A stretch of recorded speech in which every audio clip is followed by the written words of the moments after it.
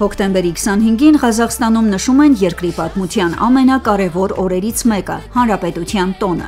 1990 թվականին ընդունվեց պետական ինքնիշխանության հռչակագիրը, որը դարձավ առաջին քայլը դեպի անկախություն։ Փաստաթուղթը հռչակեց երկրի ինքնիշխանությունը և սահմանեց Ղազախստանի որպես պետության քաղաքական իրավական հիմքը։ Առաջին անգամ հստակորեն ամրագրվել են պետականության այնպիսի սկզբունքները, ինչպիսիք են տարածքային ամբողջականությունն ու անխախտելիությունը, ազգային արժեքների ամրապնդումը, ժողովուրդների մշակույթի և լեզուների զարգացումը։ Հայաստանում Ղազախստանի դեսպանությունից հանրային ռադիոյին փոխանցել են, որ այս օրը ղազախ ժողովրդին հիշեցնում է, որ պատմության յուրաքանչյուր էջը ընտրություն է, վստահության ու ապագայի օգտին։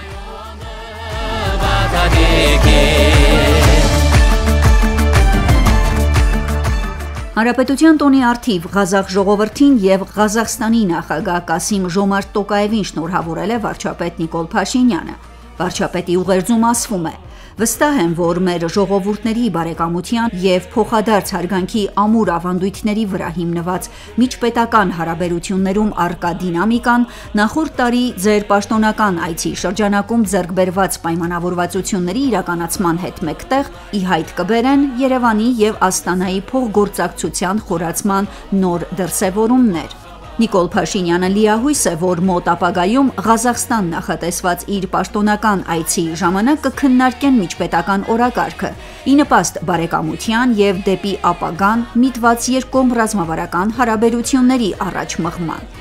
Երկկողմ հարաբերությունների մասին օրերս խոսել էին արտաքին գործերի նախարար Արարատ Միրզոյանը և Հայաստանում Ղազախստանի արտակարգ և լիազոր դեսպան Բոլատ Իմամբաևը։ Նախարար Միրզոյանը գոհունակությամբ նշել էր, որ Հայաստանի և Ղազախստանի միջև քաղաքական երկխոսությունը դինամիկ զարգանում է, մեծապես նպաստելով երկկողմ հարաբերությունների հարստացմանը։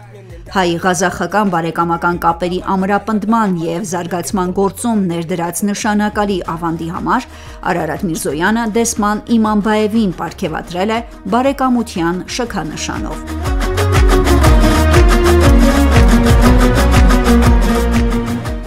Հասմիկ Մարտիրոսյան, Ռադիոլուր։